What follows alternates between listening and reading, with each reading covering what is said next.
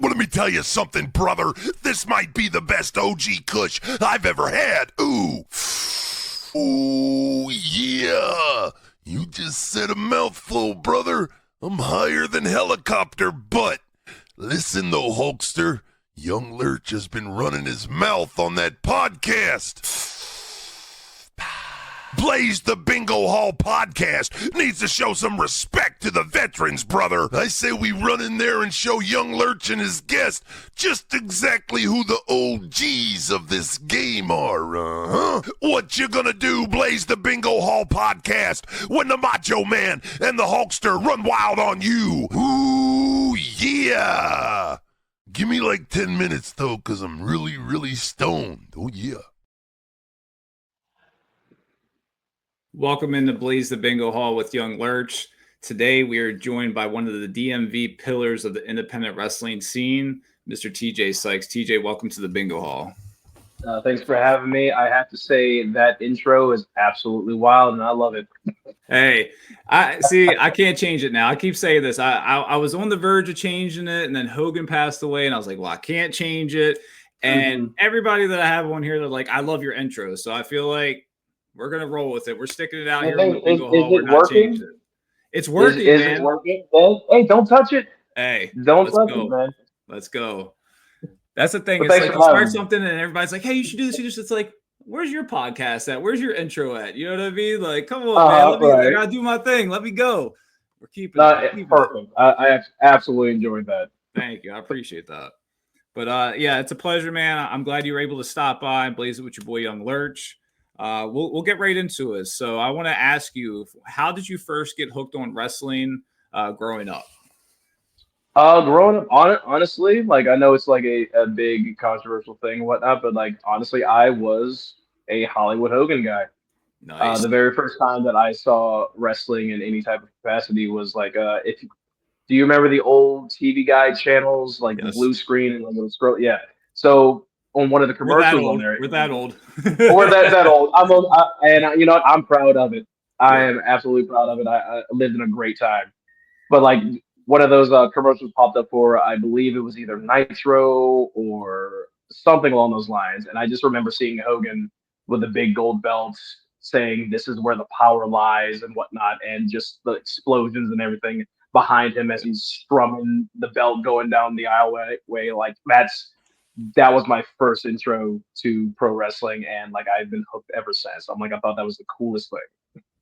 Yeah, they definitely captivated so many people that either were wrestling fans at the time, weren't wrestling fans at the time, just because they were like larger than life and just the epitome of cool. So it was like you were just gravitated towards these guys. Like you said, you see it on a TV guide and you're like, probably were like, hey, how do I find out more? Where are these guys at? What is going on? You know? So yeah, they definitely took the nation by storm.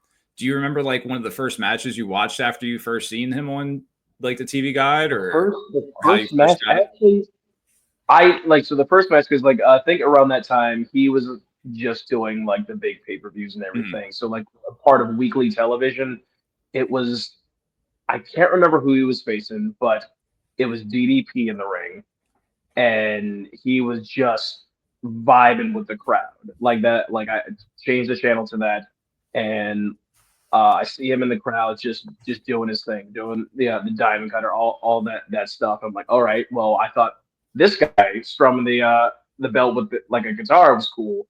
This dude's even more awesome. So like, it was just, I can't remember specifically Snow. Oh, absolutely, yeah. I can't exactly remember a specific match, but I just remember the moments of like just the entertainment factor of it. Yeah. Yeah, WCW is definitely something special, and anyone that got to watch it while it was happening, it was definitely like captivating. Like you said, like I know exactly how that goes. Oh, you got on a Hogan, then you see DDP, and you're like, this guy's cool. Like who else, you know? And it goes from there. And Scott Hall, like Scott Hall. Like I know Hogan is the guy who got me in, and DDP is probably the first like entertainment I saw like in the ring. But like when Scott Hall came out, the whole vibe just changed. Like I wasn't around watching Razor Ramon, so I wasn't really aware that I saw Scott Hall gliding out through the entrance, just the coolest man on television, the coolest man in the world at that point in time to me. And I'm like, okay, so this is wrestling. All right, like I'm in. I don't care what happens next. Like I'm along for this ride. Yeah, it's yeah, it was definitely something special, and I know it definitely like hooked a lot of people. Do Mm. you know like when you wanted to step into the ring? Was it more than just, I guess when you were just watching it or going to shows? Do you remember that moment when you wanted to become a wrestler? Like as a kid, like I'm like, oh, I want to be a wrestler because this is what I'm seeing. But like when it actually became like, oh no, I actually really want to do this, was probably somewhere in middle school. Me and my best friend Wes, like we bonded over our love of wrestling and everything, and we were just talking and watching Raw and SmackDown and everything, and there was a match between Shawn Michaels and Triple H for the world title on Raw, and I was already ingrained in the rivalry between those two, and I'm just like, yeah, that's it. Like that match right there specifically is the one that got me to like, all right, I want to do this. So Triple H and HBK on Raw, I think it was 2003 sometime. I was gonna say, was that during HBK's like comeback when he, had like Yeah. the brown tights and all Oh that, yeah, and he yeah, came back yep, elimination chamber and all that? yep. Yeah, Absolutely. yeah, good little Like I era was, I for. was there for the Attitude Era, Austin, and everything, but it just it didn't. No rivalry. Like I wasn't really paying attention to like the rivalries and the stories and the intricacies to everything. Like I saw like, all right, these two hate each other, these two hate each other, but like that Triple H HBK like rivalry from like Triple H turning on HBK, pedigreeing him and all that. From that moment, like I was just watching the whole way through it, and I was so invested at that point. I'm like, I want to get in here and do this. Yeah, I can definitely agree with that. Obviously two of the greats, you know what I mean? So Mhm. who better than to, want to replicate what they're doing than. Absolutely. Do you remember like when you first started training, like what was your earliest train experiences like day one? Like do you remember anything like that early on? Day one. Day one was intimidating, absolutely Okay. intimidating. Like I'm like I don't know what I'm getting myself into. It was I did not know how to get in at first. Because all I know is like the stuff I see on TV. I see WWE.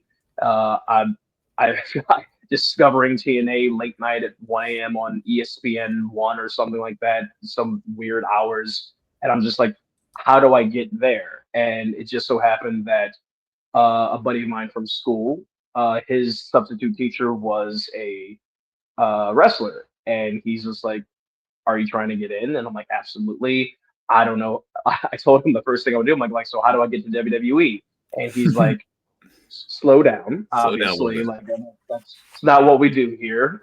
We actually do something called independent wrestling, and he just kind of opened my eyes to that. And he's like, if you're interested, like, we'll see what you got. Like, come to this we call it the fridge. Like this is like where I first started training. It was this giant warehouse thing, cold as hell.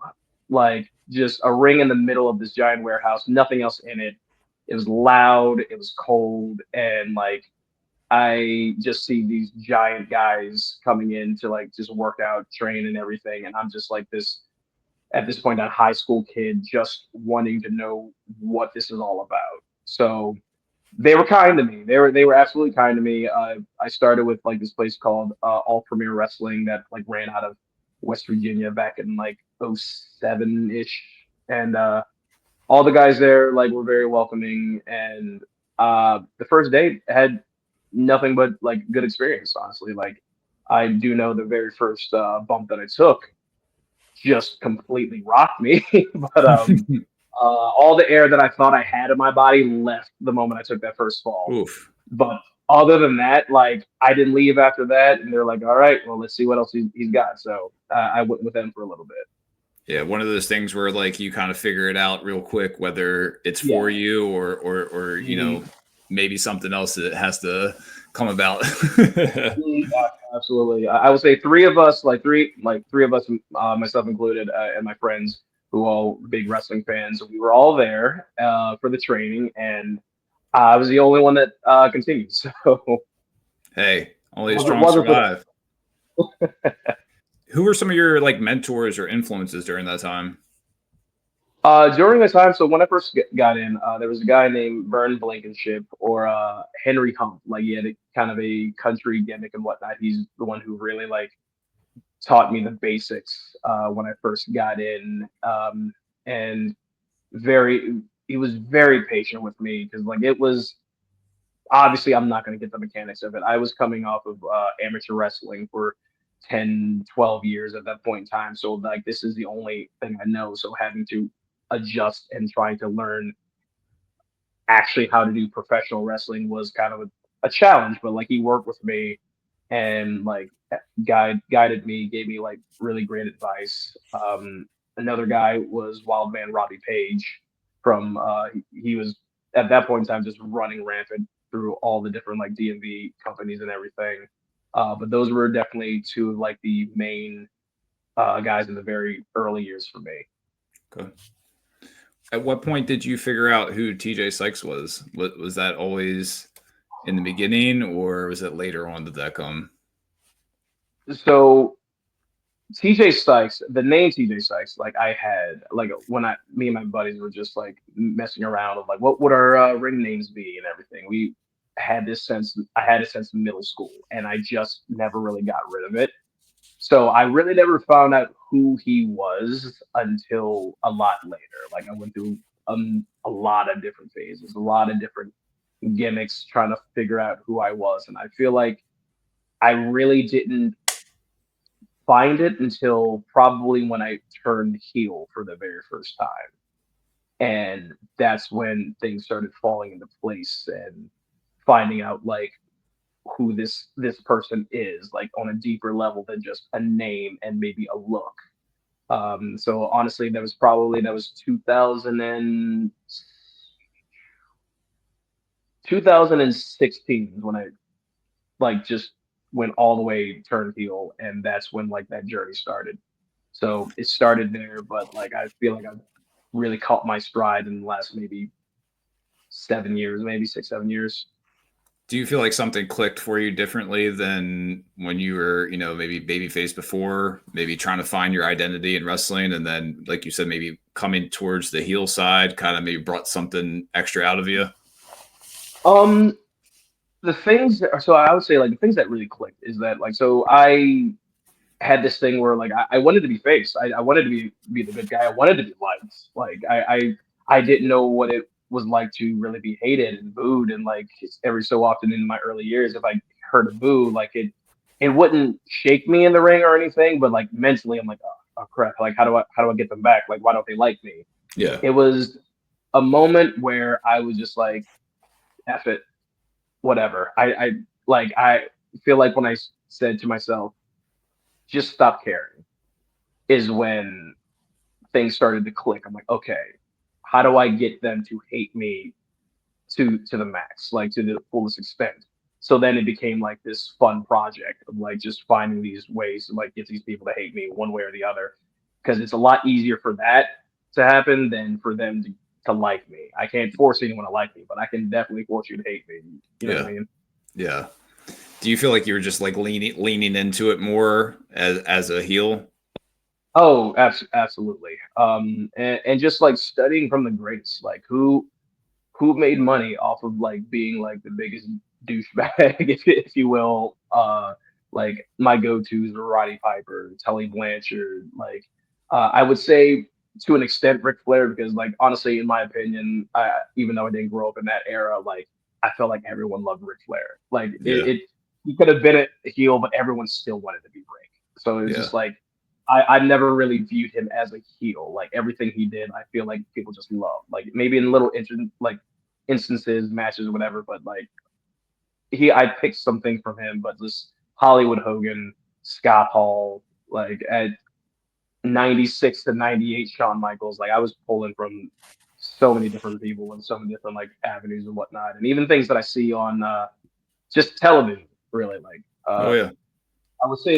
I would say more so than just like watching wrestling and watching like the greats and whatnot. I really was pulling like stuff from pop culture, movies that I love, like just who's like the biggest villains here, like studying that to like the fullest extent and everything. So it was just I like learning about that, you know.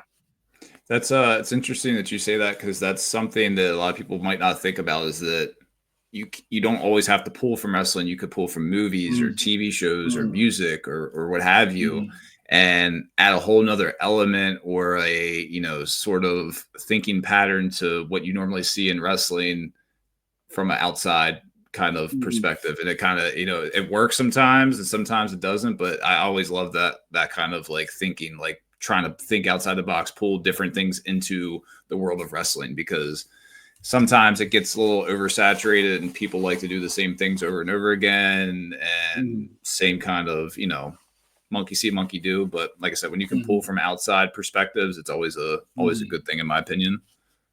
Yeah, I'm always. It's like that's where the main source of my like studying comes from now is movies and television shows, and like just the way someone presents themselves, how they walk, how they talk, uh, just a look, a glance, just those little things. I'm like, oh, I as the viewer, like if I'm rooting for the good guy, I don't like that. So if I Mhm. don't like that, I'm gonna add that into whatever my character or whatever it may be. So. Yeah, yeah, it's definitely it's character work and character development. I Yeah. love that kind of stuff. Do you you've got your roots in the Maryland area and DMV scene. Mm. What makes that area unique compared to, say, other territories? I feel like, and this is just me, like looking at the landscape, there are so many underrated performers in the DMV that haven't gotten that shot yet. There's so many. I can go and list like a lot of people that I believe that should be on television, like Jordan Blade, who's like based out of Virginia, like Harleen Lopez, Andino, uh, a few guys that I run with, Prince Machiavelli of a group called Pure Ignorance. There's a lot of guys that like have been grinding and just doing their thing from the DMV area that like just should be elsewhere, You think a lot but of them are it just overlooked Uh, nationally? I would say that, but I'm like there's so much there's so many other places to go nowadays. Like so like the choices are really up to you. You don't have to just make a living being on television. You can make a living just on the independents nowadays, and like that's great. That's great. But I really think a lot of the bulk talent to me comes from the DMV. Yeah, yeah. The East Coast scene is definitely on fire, especially lately. I mean, it's always been a hotbed for independence, especially when you compare to, like, there's some things going on the West Coast, but I just feel like East Coast area is Mm, always, we got, Philly mm, area, Baltimore, mm. all that right there within each other, and it just, iron always sharpens iron. So yeah. Absolutely, absolutely.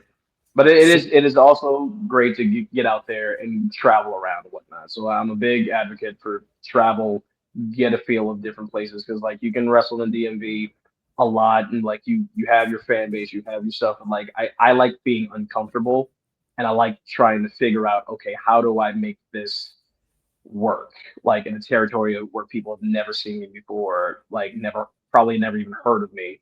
What can I do here? So like that, I love that type of challenge. so speaking of that, you've recently wrestled in Canada and you've also wrestled in the UK. Is that correct? Oh, that is correct. Yeah, UK. I've wrestled there 4 times. I just recently did a Canada tour a couple months ago. Absolutely.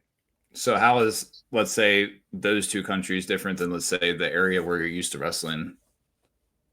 Oh, okay. So the UK, I have the deepest love and admiration for because I love not just the history of the professional wrestling scene over there, but just like the history as a whole. So that's always going to hold a special place in my heart. But like speaking of like the wrestling itself, they're along for the ride. Yeah, I'm not gonna say like they're an easy crowd to either love or hate you or anything. They just want to have fun from my experience from the companies that I work with over there.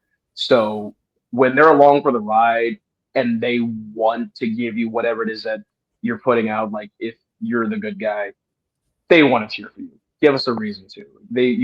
You want to be the bad guy, give it to us. Like we're here for this. We're here to have a We're good putting on the time. tee for you. Give it to us. Yeah. Absolutely. So like it came to a point like maybe the third time, and it was interesting that I saw a bit of a shift because I'm like I'm over here for a couple weeks out of the years every so often. I'm not thinking people are going to remember me. So that second tour that I did, uh, I got a lot of followers like following that first run. I'm like, okay, that's cool. Will they remember me the next time? So I was the biggest d bag the first go round. They announced me coming back, and like looking at just like when they announced that TJay Sykes is coming back to the UK or whatever, like for the company that I was working for, and just seeing the amount of people saying we loved him last time. I'm like, well, that was a whole year and a half ago. You still remember me? Like, okay, let's see, let me see what I can do with that. So I get back over there, and I'm thinking they're along for the ride, like I said, and they want to boo me. They completely flipped the script on me and completely gave me a huge pop. And I'm like, okay, here's the new challenge. How do I flip that? And I found a way, and like it was a fun way to do it and whatnot. They understood, they knew, but they were along for the ride. So I'm just like they really just love the sport over there. Yeah. And like if I could wrestle there every couple months, man, I'd make the trip. So, Yeah, that's dope. Yeah, they're definitely invested, especially in the UK crowd. What about Canada? How was that for you? Canada was fun. Canada was definitely fun. Like the people were very vocal. I will say that's a whole different crowd. They were not too fond of me, and I'm like, this is the environment that I love. So Yeah. it wasn't hostile per se, but like they definitely let me know how they felt about me, and that just puts a smile on my face personally. But they definitely love the craft. They love the sport uh, as as much as everybody. But like I would say I do prefer the UK crowd. I was gonna say, do you feel like you thrive in that type of hostile sort of environment? Yes, yes, I do. Like a lot of maybe if it was earlier me before like I found that switch with the heel or whatnot, I might have, I don't know, I might have cowered. I might have like didn't know how to handle it. I might not have been able to deal with it. But now just like looking at it like through a different set of eyes, I'm like, no, this is where I want to be. I'm gonna lean Yeah. into it. I'm not gonna pull back. Like I'm gonna give you as much as you're giving me. You're giving me hostility. I'm gonna just turn up the volume like to max now. So I'm having fun with this. You may not be, but I definitely am. Yeah. Yeah. So fans might remember your Michael Jackson inspired gimmick. Yes. Yes. Where did that idea come from, and how did crowds react to that? And when you would actually lead into it?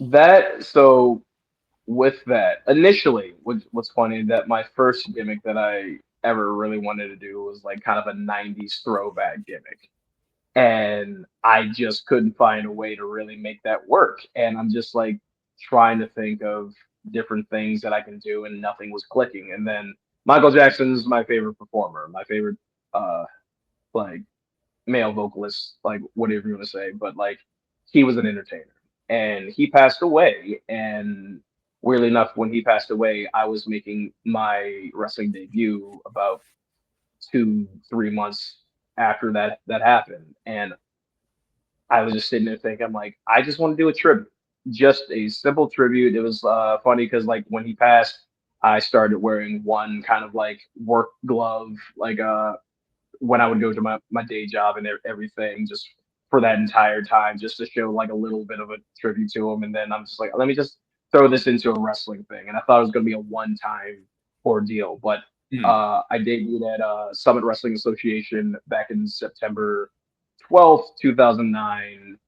And I didn't do it the first time, but I pitched it like my second match and everything. And it was like a complete shift from my first match to my second. And the moment I came out to, oh God, what was it? I think a remix to him and his sister Janet Jackson's Scream, Hmm. and I came out just red leather thriller jacket, sparkling gloves, just dancing up a storm, and people really responded to that. So like, okay, let me see where this takes me, and it worked. I'm not gonna lie, it definitely worked. I have nothing but fond memories about it. Uh, but eventually it was time to kind of move on to do something else. And like when before it started dipping, I'm like, it's kind of time for a change here.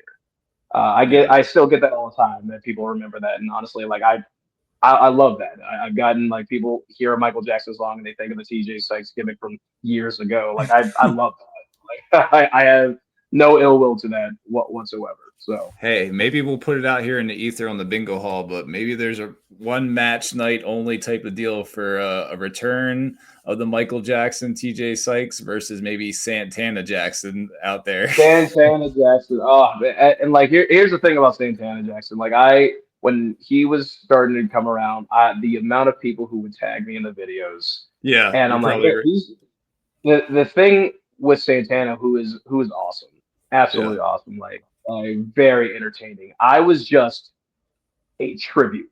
I'm like a tribute band. I'm just paying my respects to this man. He is him. Like that's Yeah. like Santana Jackson is Mike. I'm like I could not do that, and Yeah. so hats off to him. Much respect. Like he's killing it with that. Like there's hands down doing it better than I did. Yeah, he's definitely doing his thing. He's all over the place as well. Um, so you've also like what match or moment do you consider like your breakout performance? Like once you became, you found your groove, you're your own guy now, away from the Michael Jackson thing. What was your first initial breakout? My breakout performance following the Michael Jackson gimmick, I would have to say. I would have to say, or so 2017. It's probably maybe like a year and some change removed from the Michael Jackson gimmick. I was in this rivalry with probably one of my biggest rivals in wrestling. His name is Desert Storm down in EWA, and we had a 30-minute steel cage match, just out of the pure hatred that we had for each other. And I think that moment, that crowd, that rivalry that people were on like that ride for is what really started clicking for me, specifically, and for that character that I was portraying that has become what it is nowadays. So if there was any moment, it was probably going to be that one. Okay. Is there so you've also held championships in several promotions. Which Mhm. championship do you feel like meant the most to you? The first one, definitely the first one, the SWA Mid Atlantic Championship. Uh, it was the first. Well, there's a lot to know. That was the first like championship on the independent scene that I actually ever saw. And upon as a fan going to the SWA shows before getting in there, like I would see guys like Link Corey, LK nowadays, a part of Country Club, holding that championship and like just treating it like it's the most important thing in the world. And I'm like, okay, you're telling me that it is. It looks cool. I absolutely believe you. And like that was the one that I wanted to hold one day, and it just so happened to be the first championship I ever held. But what also made it special was on a more down note, my grandfather was in the hospital.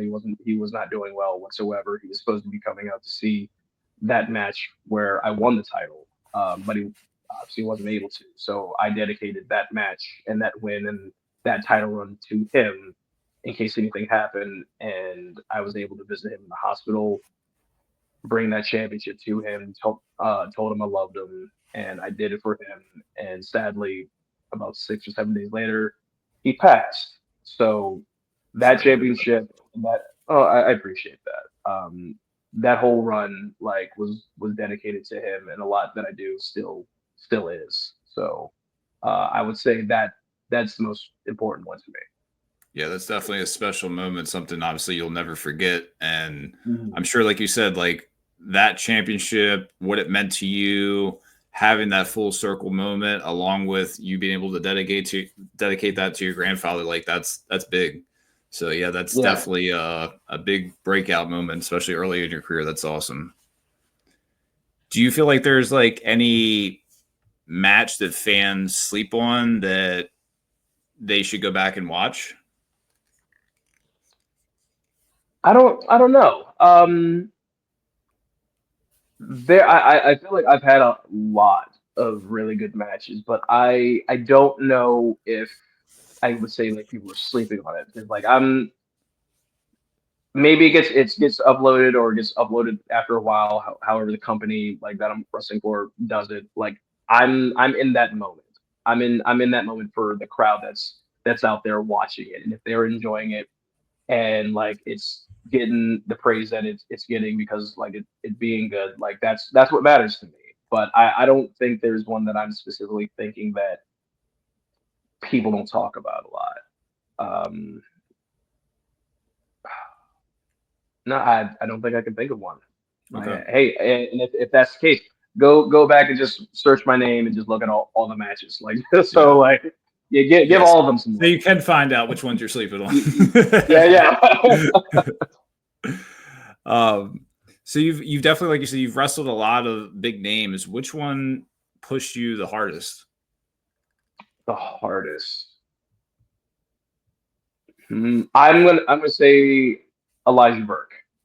Okay. Um, which that meant a lot to me because also in coming up in like young in my years and everything, like he was one of the guys that I modeled a lot of my stuff after as well. Like upon seeing him as Elijah Burke in uh WWECW, their version of it, Hmm. and then him being the Pope in TNA, like that he was Scott Hall, Razor Ramon cool to me, and I always saw him as such, and like he just quickly became like one of my idols, and just being able to get the opportunity to get in the ring with him like meant the absolute world to me, and that's a match that probably uh still is pretty close to my heart. I will say this, going back to the initial question, if there is any other match that I want people to go back and watch, is that match that I had with him at Baltimore Championship Wrestling back in 2017.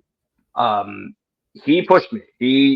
He showed me what what it was meant to actually work and like have that work rate that people are expecting, like that stamina, that cardio, like just that go nonstop action. He pushed me, and I'm like I made it through. I did make it through. I thought it was a great match, but damn it, I was tired after He was that. testing But you. he definitely pushed me. Yes, he was, and uh, we like having a friendship with him after that made it all worth it. So like that tiredness, like that drag home because like he beat the hell out of me. Not gonna lie that about that. Like it made it all worth it.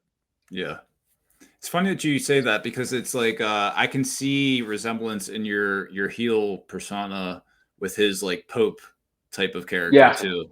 So I that's funny that Yep. yeah, I can see that now. Oh no, I still take from him. I Yeah. definitely still take from him. There's like I take a little bit from everybody now. So when you wrestled the Pope, you mentioned work rate and him testing you and really kind of like seeing what you had. Was there ever a moment in the ring where things kind of went off the rails and you had to fully improvise? Oh, all there's a lot. There's definitely a lot.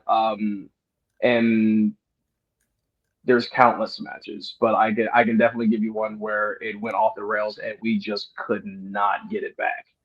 Um, but there was also like there was a lot of different variables in that where we were pretty much handcuffed. Like we were told one thing, like I'll give the match. It was a fatal four way at Elite Pro. As much as I love them dearly, and they're one of my favorite companies and everything, there was a match that we had about 2 years ago. It was a fatal four way, and it was supposed to be a TLC match.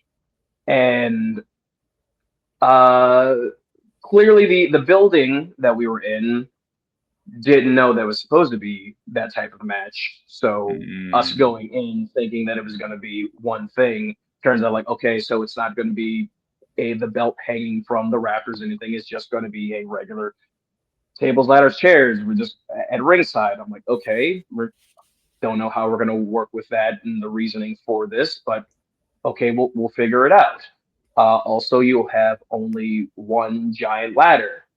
Okay, like I don't exactly know what we're gonna do with that. I guess we'll figure something out. And you have these very, very hard, unbreakable tables that that is thick as an actual Let's say some tree. probably thick boys on. It was not. It was as they say, not gimmick. They were thick Yeah. as. Man, I could like there was no way you could be 300 pounds. Those things would still not break. Mm. I'm like I don't know what we're gonna do with these either, and no chairs. So it's just a table and ladder match. So we're trying to come up with some things like of what we can do, and we get to the match. We're trying to set up the spots and whatnot, and then we turn around. Like if the table was set up one way, they like the building has moved the table, and they changed it during the match that we can't use that now. So that kind of takes that away. I'm like, okay, at least we have this ladder. I guess we'll figure that out, and we have a few different things planned for that. You set up the ladder, go to the spot, ladder's gone. All right, so now we don't have any of the gimmicks that we were told that we were going to have. Mm. It completely changed the dynamic, completely changed how we were going to work things. So it was kind of just a Pier 6 brawl into this Wild West shoot 'em out. Let's just get out of here. And probably to this day, the worst match I've ever had. Just the pure And that was just confusion, I guess, the and the, yeah. the pure confusion, everything with that, like just being handcuffed from the jump. But Yeah. uh, hey, like I was due to have one. Like I knew I had like a not so great match. Not a lot of matches that I'm like, okay, that could have gone better. This was me probably the angriest I've ever been following a match, and I'm like that. Yeah, that's it. That takes the cake there. So Do you feel like that you is do you feel like definitely you learned from that though? Like going forward, if something were to be presented in that fashion again, do you think that maybe be like, all right, maybe I should pump the brakes before we go into something like this? I would say I already feel like I do, but I think I could have asked 1,000 more questions just for clarity. So that would probably be the number one thing that I took out of that. I'm like, all right, I'm asking all the questions, like, and if it doesn't make sense, we're not doing it. Like, if someone has a problem with it, if someone's on the edge of like not knowing if they want to do it or not, and it something changes mid Just match, cut it. and it just cut it. Like it's not worth it. Like the match itself could have just been a fatal four way match, and it would have been fine, Yeah. absolutely fine. But you put all these other things around us, and now we have nothing to work with It's when like we they thought we put had a all these lot. expectations over top Yeah, of you, and then you weren't able to live up to it. Like you said, you were handcuffed yeah, from the get go. yeah, Yeah. yes, Yeah. absolutely. Like I said, but Commentary. I love them to death. Would still do anything for that company. That is still one of my favorite companies I've ever worked for. It's just hey, everyone has one of those nights. Yeah. So, talk to me about your most painful bump or injury that you've had. I know you said your early bump took the complete wind out of you. Oh yeah. I don't even know if Oh, you being have been injured. injured or not, but I have. I've been injured, but not to the point of surgery mm, being needed. The top two times that I've actually been injured, one was well, actually both of them were in two separate training situations. dislocated my shoulder at CZW when I was training with them for a little while, and I was out of action for a bit, but luckily didn't need surgery for that. And a spot gone wrong during a training situation where I had a few of my ligaments sprained in my knee, and that one was kind of more infuriating because that was the week that I was turning heel for the first time. So going into that angle and match where everything was just supposed to break down, injured wasn't ideal, but we made it work. Luckily, once again, surgery wasn't needed for that, so it just took some time for everything to heal up. But Yeah. as for just bumps specifically, the most painful bump I have taken, because there have been a few. There have definitely been a few. A lot of them have to do with taking some sort of backdrop to the outside. Uh, those don't feel good. Anytime it like is I'm as a heel, I put myself in situations where obviously the good guy needs to mess me up a little bit or something. So I would have to say probably I did it to myself. Like no one else is to blame. I called it. So I can't put that on anybody else but me. I'm the dumbass on that one. But if it makes for the good the good of the match and everything, whatever, I'll limp for a few days. I'll be all right. Yeah. Yeah, the floors can be a little bit unforgiving, right? Oh, absolutely. Like there's nothing fake about a cement floor. Yeah, I was gonna say, and some of these places it's straight up cement or concrete. I mean, maybe you might get in some of them that are wood, but I mean, even then, it still doesn't feel good. So your recent cage match with Beastman at Voltage, you were locked inside with a wild animal, fighting tooth and nail for survival. What was it like? What was going through your head at that moment? Was there something you had to prove to yourself, or? Oh well, the first thing is this is gonna hurt a lot. That is the very first thing, especially when you don't find out until via Facebook. Hey, this match is happening in a cage. Oh Oh, great! Oh great! That's fun. I had obviously have no issue with that. Like it's a everything like that is a test to me, and I want to see if I can deliver on that. But it's just like, oh, that initial shock, like, oh, okay, adjust my game plan of what I thought I was going to be doing. Let's see what happens here. But did I have something to prove? Absolutely. I feel like I'm always having to prove myself, and just it's not out of spite of anything, just for myself. Like I yeah. wanted to do this for a very long time, and I wanted to prove that I can be one of the best, and I want to be able to hang with some of the very best, if not all of the best. So Beastman has been out there killing it, and he's a monster. He is a mammoth of a man, and I'm like, I do not compare in size whatsoever. I just have to figure out how am I going to make this match work.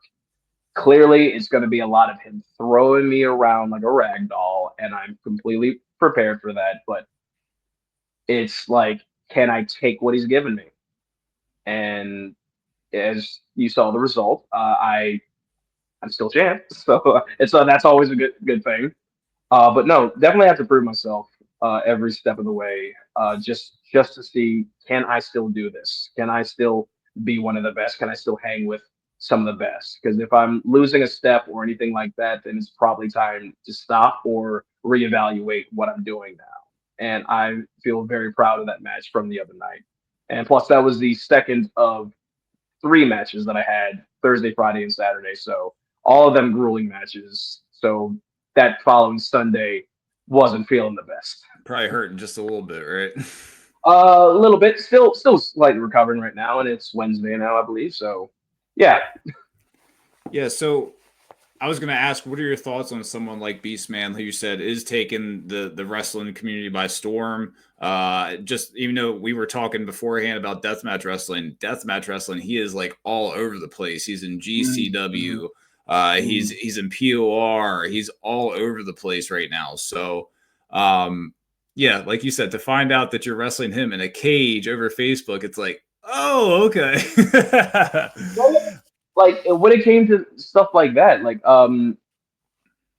another thing, like so I don't know if I'm gonna label him specifically a deathmatch wrestler, but like a wrestler that does death matches. Yeah.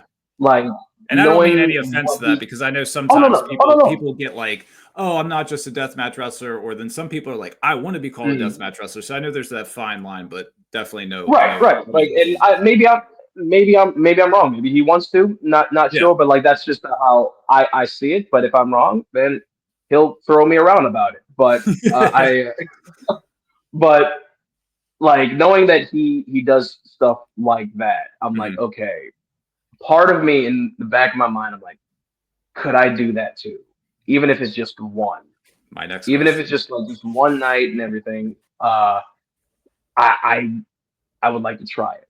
I had the opportunity to do like a little. I've done hardcore matches throughout my career and whatnot, but just stuff that's taken to a different level, like from like attacks Ultra or violent stuff type like of. a little bit. I had one instance I had to face Jake Davis from Elite Pro for my title at that point in time, in his style of match, hardcore tax, barbed wire, that whole thing, and that is a match also that I'm extremely proud of because I wasn't known for any of that. So I'm coming into his environment and he is putting me through the ringer. Can I take it? Am I worthy of this spot? And I have to say I handle my own. Now that is still not ultra violent death match, CZW, GCW, light tubes and whatnot, stuff like that. I haven't done that, but if the moment and the reasoning is right, I would definitely love to do that. I would definitely love to try it at least once. Yeah, I was gonna say, I think that especially you hit the nail on the head, as long as the moment's right and it makes sense, like I think Mm, it makes it even that much better. You know what I mean? Like you said, when you step mm, into the environment of someone else's style and you guys say build a story up to it, and then people are mm, wondering, is TJ going to be able to compare in this type of match? So it's like when you have those types of feelings and questioning going into it, it mm. just makes it that much better versus, no, I'll just go out here and do this every single time. You know what I mean? And it means nothing, because trust me, there's plenty of those guys out there, I'm sure, as you know, but it's Absolutely. like that doesn't really do much, but when it means something And I and it's always love right. that. Yeah. I always love them because like as the heel, like I love the reaction of the crowd, like knowing that, oh, TJ's not going to survive this or something like that. And like when they hear that I'm going to be in a match that I'm not used to, I love hearing their reaction to it. That always warms our heart. Like, all right, yeah, they're down to me. Cool. I'm glad that they are. Now I have to knock it out of the park. Now there's another goal, another reason why I have to do this and have to get through this because they don't believe I can. So like that to me just kind of adds a little bit to my stats. So like if the next time something like that happens, they're like, oh, okay, this is still gonna be a great match, but we know that he's done this before, so he can take it. You know what I Yeah. mean? Yeah. I think that's why when I first seen that Beast Man match get announced, that's why I was kind of like, oh, that's different. You know what I mean? Because like I said, I've seen Beast Man all over the place. Just I mean, he was in Tournament of Survival recently. So it's like, you know what I mean? Like it's like, damn, okay. That's like you said, it's a big step up, and you gotta kind of like take up a couple notches to try to show him what's up in the Oh same yeah. environment. Yeah. Like I want to show that I can hang with you. Yeah. Yeah. Let's talk about EWA and your faction work. The EWA Black Wall Street factions, the legendary piece of the DMV wrestling area. What did that run mean to you? EWA, it wasn't Black Wall Street. Okay. We were actually known as Supremacy. Okay. Yeah, so if that was the time that I initially turned heel, that run, uh, in all honesty, could have gone better. There was a lot of momentum with what we were doing and like how I turned heel. I'm not sure if you saw how that came about with a I did not. certain wheelchaired individual. I did not. Oh, If you want to I think I elaborate. lost you. Oh, you're back. Okay. Okay, sorry. Oh no, you're good. If you said something, I didn't catch it. No, I did not see that. Okay. Yeah. So the EWA faction, supremacy, like the way that I turned heel was kicking a individual that was in a wheelchair, and they did not like that. So I said, if I'm going to turn, I'm gonna go all the way. Full scorched Uh, earth. Absolutely.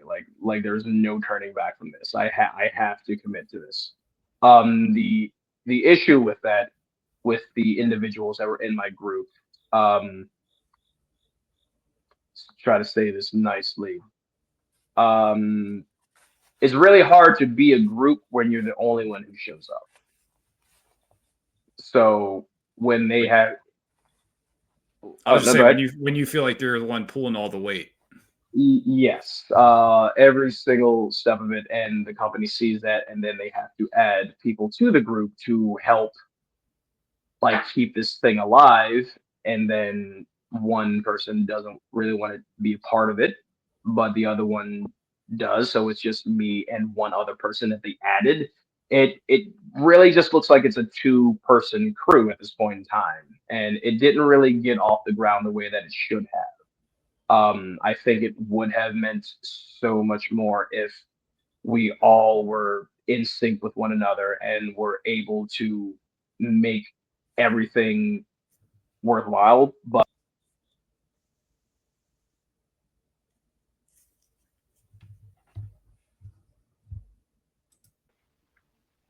Good.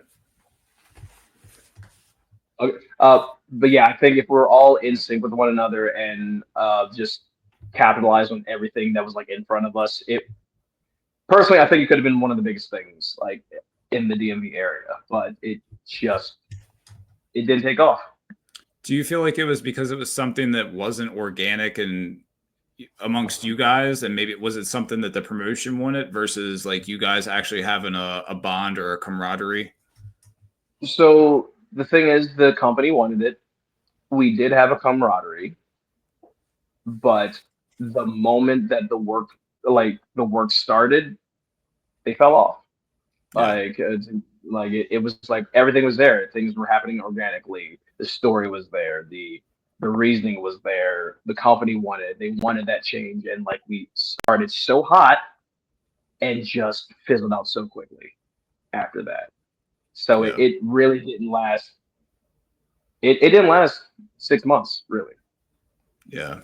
So Yeah, that's kind of a shame when you're the one carrying, the majority of it, and other ones just want to kind of sit back and collect the benefits, I guess. mhm. Do you feel And like if they working hear at if they hear this, then like, hey, that's how I feel, guys. truth I've hurts said it. sometimes? Truth hurts sometimes.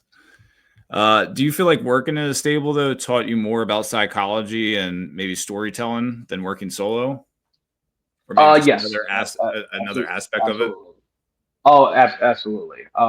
Because like if you look at it, it's one of those things where if you're in a stable, everyone has a role, and everyone can't be the main character. Not everyone can't be like, depending on like the size of the group and like what that dynamic is supposed to be. Like if you're looking at like the bloodline, the original bloodline, you had Roman and the tag team of the Usos and whatnot flanking him. Okay, so obviously he's the standout, he's the leader. They're part of that crew. You look at the Shield. At one point in time, they all three of them were supposed to be equal. But if you look at the Four Horsemen,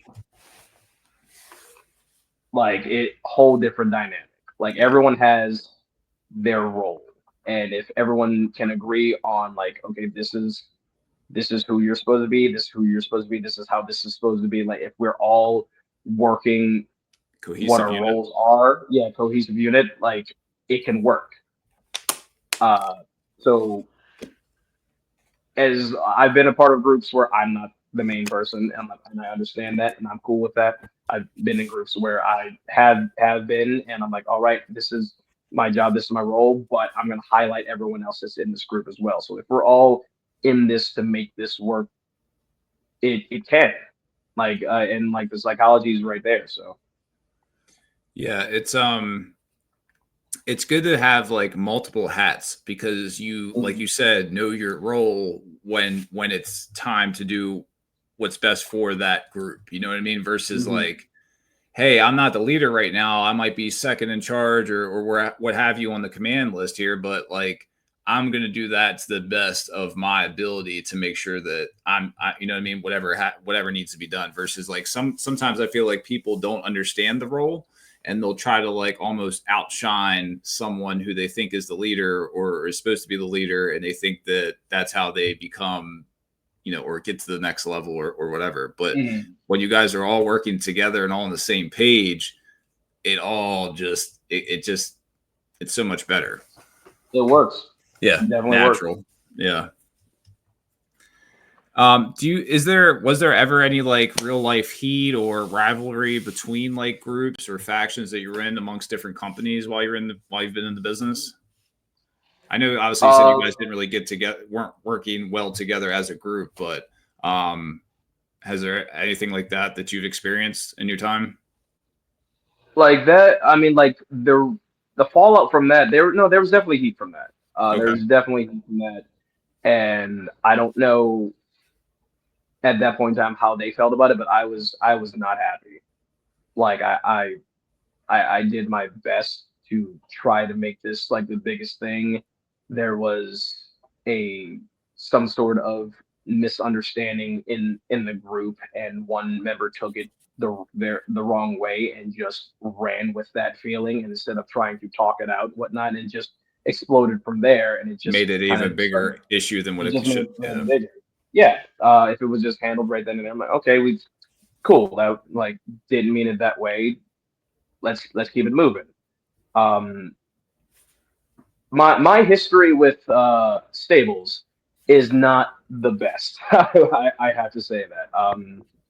My outside of my current crew of people in the Royal Order and Voltage, whatnot. Prior to that, I was a part of another group called Dangerous by Design, and two of my really good friends, they started beefing with each other, and that is for those are stories that are theirs that I cannot tell here. But But you got put in the middle of it, is what it seems like. absolutely Yeah. smack dab in the middle. Yeah. And we were going to be, I think, bigger than the Supremacy group. And we had so much momentum, and like we got so much further than the other one, and things started breaking down. And I tried my best to keep it together. It clearly wasn't working, and they had to go their separate ways. So then I was the lone wolf once again. Yeah.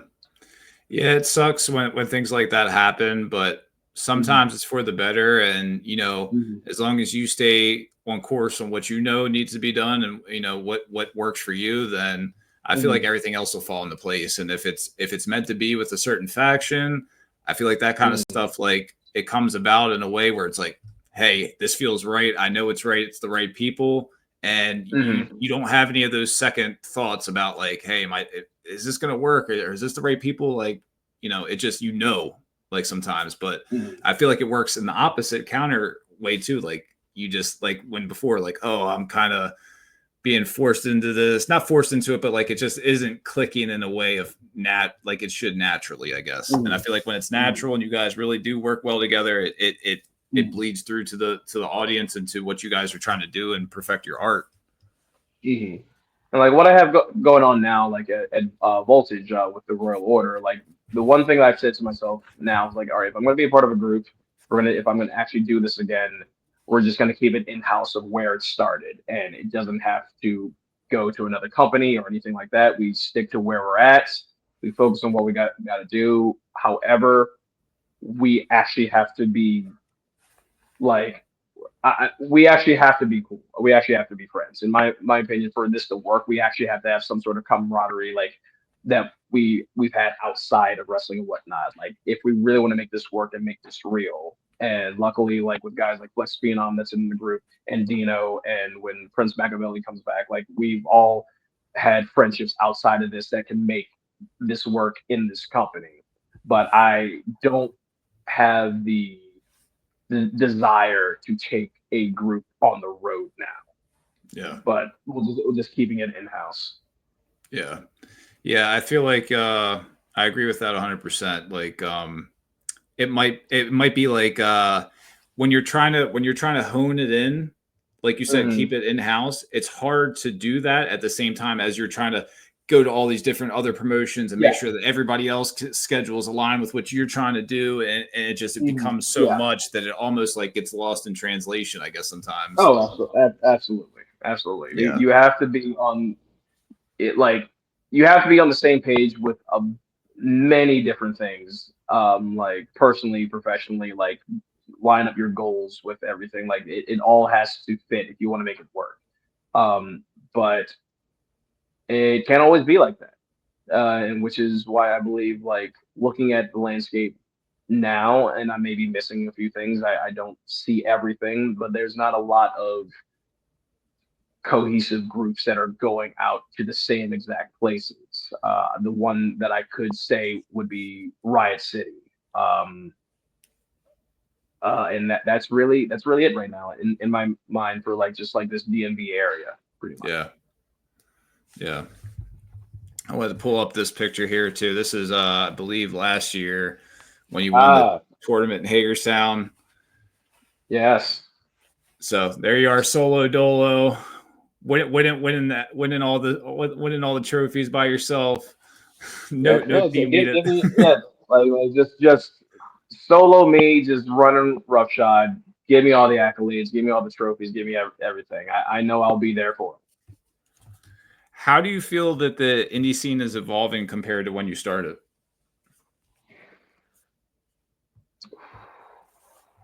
Ooh, how do I say this? There's a lot of ways I can go with answering that question. Less drugs. I can say that a lot less drugs. There's a lot of stories I can tell you with that one. And what year did you break in? I broke in 2009, but I Okay. was like helping ring crew and all that stuff since 2007 ish. Like just working my way in and like training and all that stuff until I finally debuted in 09. And scene then was quite chaotic.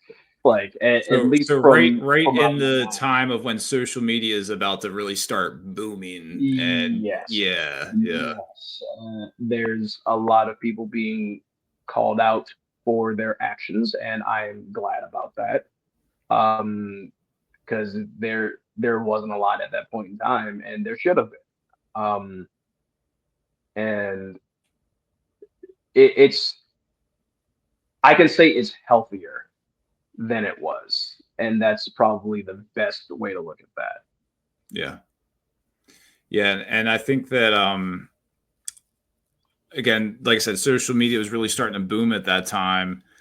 I feel like a lot of the out in the open drugs that were probably going on are probably a little bit more trying to be confined a little bit, because obviously it's a lot. Everything was somebody's got a camera, somebody's got this. So how do you feel like social media has helped or hurt the wrestling indie scene?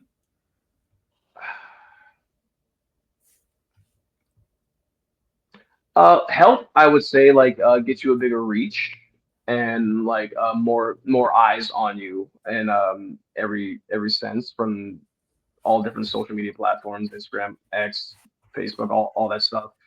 Like and YouTube, obviously, like Even a this. bunch of other like the podcasting, TikTok, all that. Like it helps get eyes on you, but then there are the eyes that you don't want looking at certain things. Like there's certain things I still believe, like not all the information should be out there of what's going on. Of like your personal stuff, right? Yeah. Absolutely. You want to see TJay Sykes the wrestler? That's fine. That's where that line is drawn. Like TJ just in his everyday life, like you don't need to know about that. Like that's like you're still you're a fan. You like what I put out for this part of my life. Leave the rest to me. Stop trying to pry. Have you had those incidents with fans? Quite often. Quite Really? often. Yes. A lot more.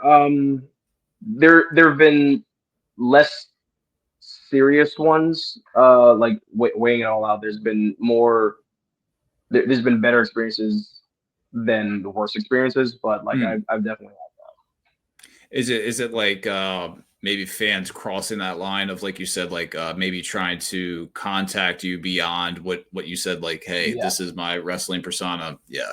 It's funny that you bring that up, especially with, like, I know you've probably seen it, like the WWE stars are over in Paris. I don't know if they're back now, but like the Rhea Ripley and Sheamus getting hounded by the fans, and like that's another way of how they cross the line too. The way that I look at that is, like how, there definitely should be a line, but I also look at that with like, you're so over, you're getting mobbed like you're the Beatles from back in the day, but I know that absolutely can be like overwhelming and just too much. There's loving fans, and then there's chaotic fans, and looking at it in picture form, chaotic fans, that seems like, oh man, this is great, but to that person that has to deal with it, not so much. Like, so there definitely should be a line, and I don't believe they should cross that. Yeah, especially being a female too. Like, yeah, you can say, "Oh, it's Rhea Ripley. She's, this, that, whatever," but it's like, you don't know how she feels in that moment when everyone's charging her and surrounding her, and she can't get in the car. So it's like, I just always, I could not imagine like what they would have to go through, because like I think, and I'm gonna say this here, I think it's way worse than what the men have to go through, and like that's not okay. Yeah, it's absolutely not okay. Yeah, they definitely. I've seen just some of the women wrestlers when they're doing like meet and greets and stuff like that, and some fans that are kind of out of line, and just like, it's like, I don't know. I always look at it like, treat people how you would want to be treated, and just apply that to every aspect of life, and that's the easiest way to go. But people just don't get it. Like, they don't understand spatial awareness, like boundaries, like, these people aren't your possessions. They don't owe you anything. Just because you've seen them on TV or seen them, perform at a show, like, you're not entitled to anything. So yeah, I think people just got to wake up to that sometimes. So, but how has wrestling ever tested your personal relationships or mental health? Or maybe it hasn't. How much time do we got? How has it? It still does. It's always going to do that. It probably from the beginning, from when I first started out, it's always been a struggle, personally and mentally and whatnot. It tests friendships, it tests relationships. And is there a love-hate sort of feeling towards it, or?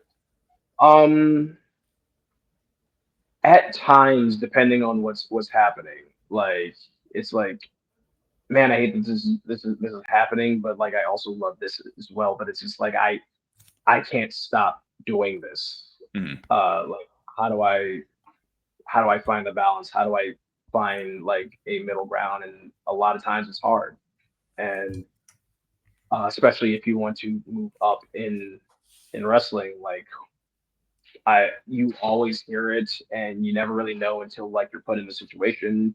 Sacrifice is like, how deep does the sacrifice have to go?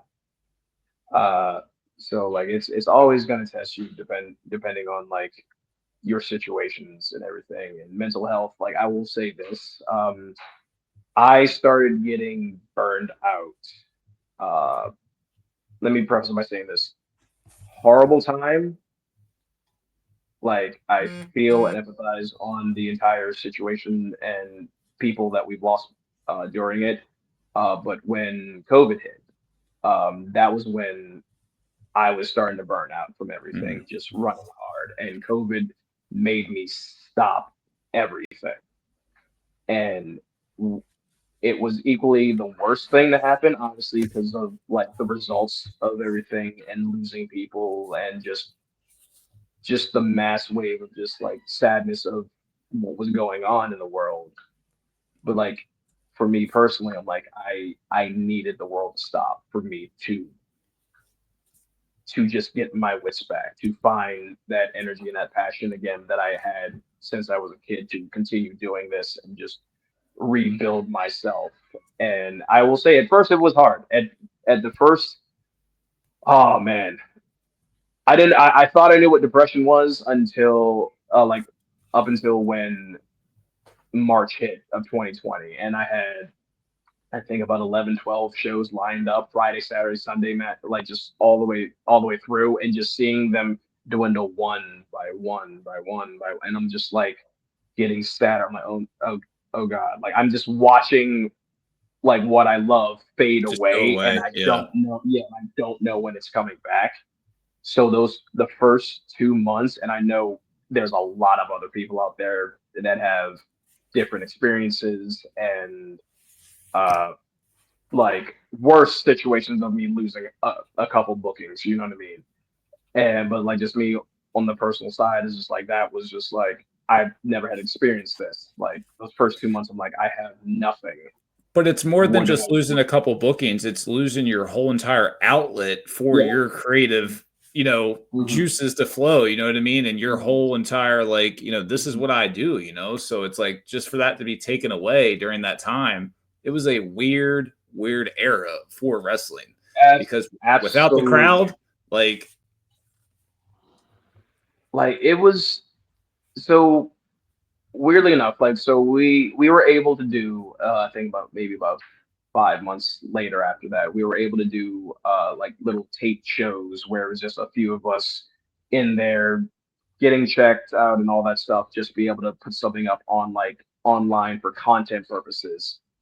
And that actually helped myself of like what would I do with no crowd here? How do I act? How do I respond? Like I can work more with facial expressions, with body movement, stuff like that. So like I don't have the instant gratification from the crowd, but I know what I would do like if they were back. Like so the crowd was kind of it was they were in my head, but obviously they weren't around me. kind of helps So you like sharpen your toolbox a little absolutely, bit. absolutely. But like it was, I definitely needed that full time break for about that year and some change. Uh, and especially also like healing nagging injuries or just for my body to rest. Coming back full swing was like doing it all over again, and like that first bump I took, I told you like when I first got in, that first one I took again, like going full throttle, that sucked. Yeah. That definitely sucked. My body was back in shock for that. I'm like, oh, Because I ring forgot how ring this felt. shape is a lot different than just being in shape in general. Yeah, yeah, yeah. Like I had a lot of time to get my body right and everything, but nothing prepares you for falling on the ground. But uh, but no, that was definitely a low point. But like it was definitely needed, like for it, like just to be able to take a step back. What do you feel like people misunderstand most about the grind? Um,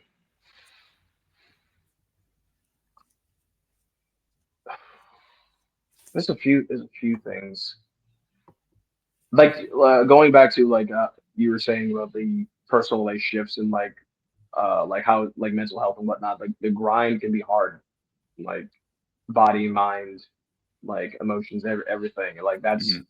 you don't know until you're in it, and it's really hard to explain. You can say like this is what I'm feeling, but like no one could really understand because they're not in your shoes. Yeah. Like doing the work that you're doing, what it takes to do what you do, and like all the little intricate things that come with it. Like there's You can watch that WWE behind the scenes thing that they're doing, but you still will never fully understand what's going on Yeah. until you're doing it yourself. So, which is why another reason why I don't really pay attention to when fans say certain things, like you were saying earlier, like the tribalism and whatnot. Like you have no idea what's going on.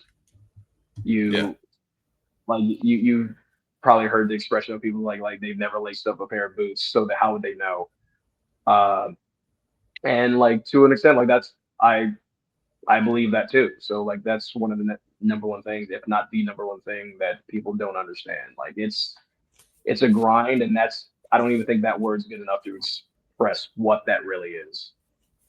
Especially today's age, I feel like because there's so much revealed and there is, everything's out there, so I feel like people kind of get that mixed up with being in the know and then actually, like you said, knowing what the hell is going on, Right. and until you're actually in the thick of it, you've experienced it, again, you don't know, because there's people that think they do and they're like, oh yeah, this is a work, that's a work, blah blah blah blah. Whole time you're the one being worked, because you have no idea what goes on behind the scenes. And especially in today's age, like we talked about with social media, even that show, you can blur the lines on what's reality and what's kayfabe. Even though I always say kayfabe's not around anymore in 2025, but it is if you know how to use it in a way of making them disbelieve what's going on. So it's my thing is like why like even if it is a work, so what? Like if you are already in the know and you know it's a work, why are you saying it? Why are you calling out? Just be along for the ride. It's a show. yeah, Have fun. What if people it don't want to is? do that anymore. Yeah, Like yeah, movies, television shows, all the work. I'm sorry, like Keanu Reeves is not doing the stuff that he's doing in John Wick in real life. Like we kind of know that. It's all this is entertainment. This is a show. Be along for the ride. Have fun. That's all you have to do. yeah. Yeah, that's Like always the common argument. Oh, wrestling's fake. Wrestling's this. It's like, okay, well, so are movies, so are TV shows. You know what I mean? But we could go down another but rabbit hole with that one. even then, even then, like it's not even like the just using what I just said about Keanu Reeves and John Wick and whatnot. Like the physicality was real. Like Yeah, he's really putting in that work doing those stunts. Like because that was part of the deal. He wanted to do his own stunts and that stuff. Like so, he's getting banged up, bruised up. Like so, it's not. It is suspending your disbelief for sure. But I'm like the work that they're putting in to me is real. yeah, So that's how I yeah. work. Do you have any rituals or routines before you step through the curtain? Oh man, Whew. They're not healthy. Just to get into character. Uh, I think about some pretty awful things before I step out there, especially if I'm in a heated rivalry with somebody. I'm just thinking of just what has made me mad today or the past few days, or just if I need to get to a certain place, just something horrible that's happened in my life. It's not healthy. I don't think anyone should do that, but that's just what I do. Um, because as you've seen, my character can be very angry, and it's not easy just to get there. So I have to put myself there. It's not always fun, and like a few times I've had to bring myself down from that, and I've tried to find different ways to go about it. Haven't found it yet, so if you have any suggestions, just throw it out there. Hey, maybe some cannabis. I don't know. I will say this: I don't do any. I don't have any vices like that. Uh, so I don't know if that's going to work for me. Hey, it might The might be idea, the the you might idea, be the though. night you might be the nicest baby face you ever seen afterwards. We don't want that. Oh, we don't want that No. at all. No, like you're trying to change my entire gimmick. We can't have that happening. Uh, but that and I just say right before I hit the curtain, I don't know if we can curse on here or not, but like F Cuss it. whatever you want. What? Fuck it. Like whatever happens, happens. Fuck it. Let's go. Hell yeah. I don't care what these people think. I don't care what anyone thinks. Right now, when I step through this curtain, I don't like whoever's in front of me, and they know it. I like that though. I know you say it's not healthy, but like channeling that, like you said, whatever's pissing you off that day or that week or whatever you're going through, it's like an extra, like Bobby Boucher says in Waterboy, it's like the tackling fuel. You know what I mean? Like you're kind of like you're harnessing that energy and you're gonna use it out there and let it go. You know what I mean? To an extent of like kind of get that shit off your chest. And that's what's awesome about wrestling is that you could have had a shitty week and a shitty day or whatever it is, but to be able to go out there and let that go and the fans feed off of it and you're able to feed off of them, like that's what it's all about. And It's harder when I've had a good day. It's harder at that point in time. I'm like, I don't really want to pull from I here, gotta get in the like, back. I gotta get in this, like, yeah.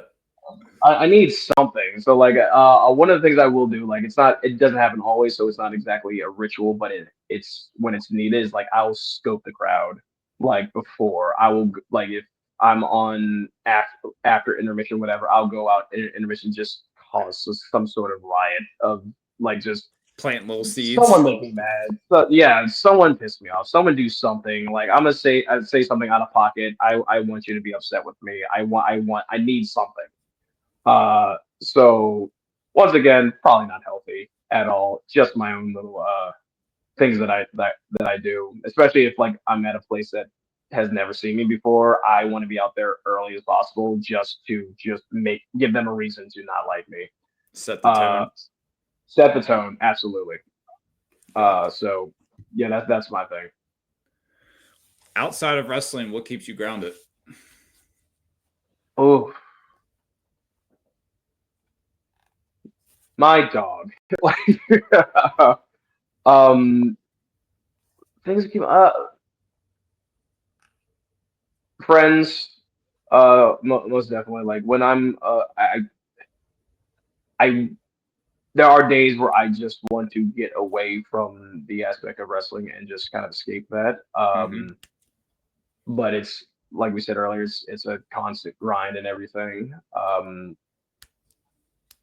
But it's friends, loved ones, like everyone just kind of keeps me grounded and just remind me like I'm not that person that I play like out there in the ring. Like I'm still who I am. I'm like if you get to know me, I'm a bit of a goofball.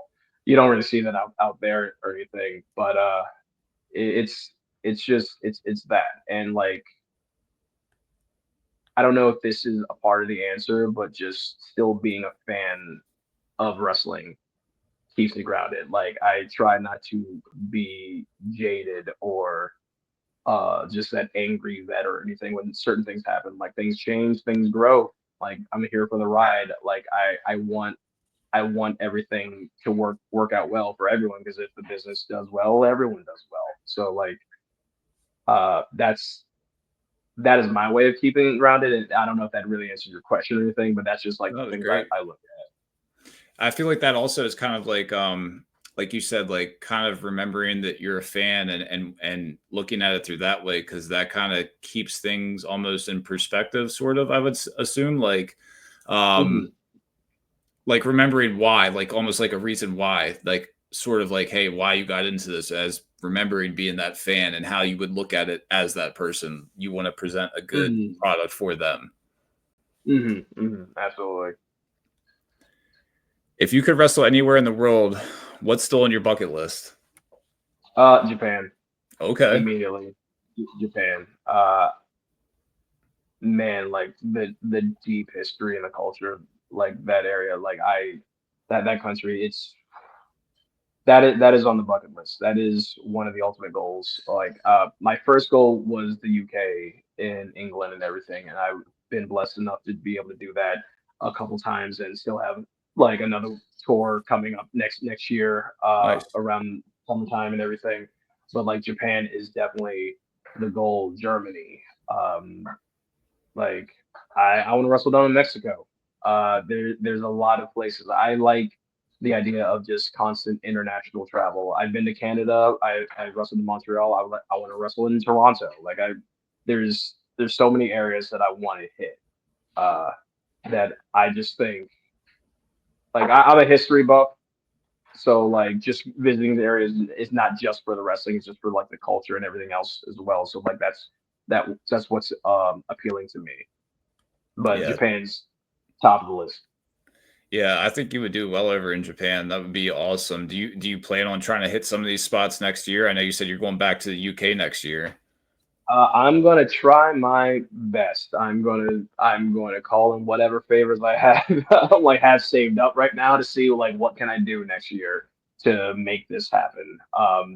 But that is definitely always like the goal to get over there. And I'm not gonna say that I'm gonna feel complete, but I'm gonna feel a lot better once I finally hit that one. Is there anyone that you haven't wrestled yet that you would like to wrestle before, it's time to hang things up? Or maybe time for them to hang things up? Number one, Jay Lethal. Okay, that's a good one. Jay Lethal is uh like I got asked this question like the other day too, and like it was immediate as well. Jay Lethal is the guy. Like I another person that I pulled from like character work like his 2014, 15, 16 run in ROH, like him in the House of Truth, like that whole area, that whole era of Jay Lethal. Even back when he was Black Machismo in TNA, like Yep. I followed him since then. And Same. like he's definitely bucket list. And if I'm looking at the landscape now of people that like are still going and still at a high level, by the way, like I don't think at this point in time Jay Lethal gets enough credit because this man can still go. He It is still looks the still same. one of the best. He does. Still one of the best in the world. I wish I want to put this out there now. I want to see a lot more of him. So Tony Khan, please, for the love of God, highlight this man a lot more than you have. But Jay Lethal is definitely the number one person like on that list. I was gonna say I think he's still with AEW. Mhm. I know he He was was just on Ring of Honor the other night in Death Before Dishonor. okay. I know he just recently he must be in the area because he just did like a seminar for maybe it was the guys at One CW. I know he was with Yep. like Ty Awesome and Sean Carlson doing some stuff with those guys over there. So maybe he's making the way. Maybe they're I don't know if ROH are they around this area right now? I think they were in Philly this week. Okay, Actually, makes sense then. yeah. I think they were in Philly this week, which is probably why he made this stop out there. But like that's also like a little home base for him as well, like Delaware area, Oh Jay yeah. Briscoe and whatnot. So he's come through there a lot. Like so, hey, any throw it out there, any companies out there that want to book TJay Sykes versus Jay Oh yeah. Lethal, please, I will give my left arm for that, please. You have to work the left arm, so I'll give you my right. No, I don't think I did. I got to do my back fist with the right. I'll give you something. I don't know what I will give, but I will figure it out. Let's just make that happen. We'll make it happen. Jay Lethal versus TJ. What promoter wants to book it? Let's make it happen. Because when things like this get called out in the bingo hall, there is a butterfly effect that happens afterwards. I promise you. You can look through the episodes that I've had and you can see things that have happened since people have stepped in here. So I'm telling you, man, let's put it out there and see who wants to book it. Jay Lethal. Let's do it. Coming for you, dog. We're coming for you. So a couple more I have left for you. When fans look back at TJay Sykes years from now, what do you want them to remember about your legacy? Honestly, I thought about that, and just because of like how much I love it, I want them to think of me as one of the best heels to do it. I wanna have that plug next to my name as one of the best heels, like period. Like if I can make that happen, if I can just keep doing what I'm doing, like and just upping it each time, like I want that to be ingrained in people's minds. Like I want to be the best heel. Like that's what I want to do now. That's what I want that legacy to be. and he was great at it. You feel like you really thrive in that heel. Absolutely. Yeah. Absolutely. I don't know how to do the other thing anymore. Like I'm to that point. I have no idea how to do that, and it's weird. It's weird having to do that at SWA, but that's for other reasons why. It's just I've been around that area, so like they're gonna like me regardless. Uh, we might change that a little bit, but no, that's where I thrive. That's where I live at. That's my home. Yeah. What's next for TJay Sykes? What should fans keep their eyes on? Oh goodness, like if you're talking about show wise, like my September currently is all booked up. I've got Elite Pro this Saturday, and the week after USW, the 20th and 21st. House of Pain at the end of the month. Like there's a lot I going do on. have that flyer on here for USW. Hey, look at that! I did just recently. Yeah, we just had Brian Hardy here in the Bingohall and also Bob Starr. So this one he's got coming up for you guys. There you are, right there in the middle. No, you said Bob Starr. Can you cut that from this feed, please? I cannot stand that guy. Just every not chance the Playboy, he gets, not the Playboy. Come on, man. No, every chance I get at House of Pain, he tries to screw me over one way or the other. Whether it's bringing Black Hawk back, whether it was bringing Robbie Page back, he just doesn't want to see me succeed.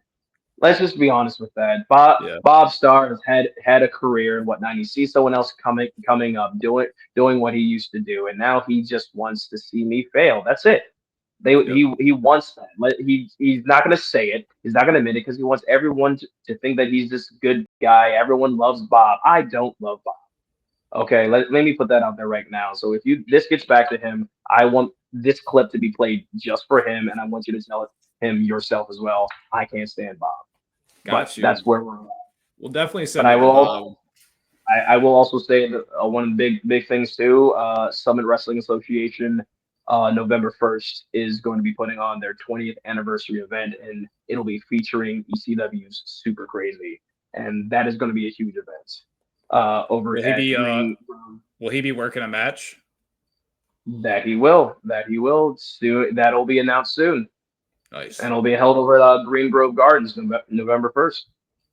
Definitely have to look out for that. Let the people know where they can find you. Again, these are some events that are coming up. If you guys are able to attend, definitely check it out. This is your handle, I believe, here. If it's anything different, or if you have any other socials out there, feel free to plug whatever you want. All my socials, like the Instagram, X, Facebook, it's all going to be under @TheRedSire. You can find me @TheRedSire on YouTube as well to catch up on different matches of mine, matches that you think are underrated that you should probably go back and check out and give it a few more views. What I've got going on, like I said, September's booked up, October's looking the same, like throughout the rest of the year. Just follow me. That's all you gotta do. Follow me, or don't. I'm not gonna tell you what to do, but follow me still. Well, it's been a pleasure, TJay. I appreciate you for stepping into the Bingohall. It's been real. Is there any last words you have for anybody else out there as the Red Sire? Yes, hate me. Just hate me, and that's okay. Like I want you to go to sleep every night wishing just the worst on TJay Sykes and knowing that when you wake up in the morning, he's thriving. I just want you to know that I'm doing just fine, even with your loathing of yours truly, the Red Sire. Also, I hate Bob Starr. You heard it here, guys.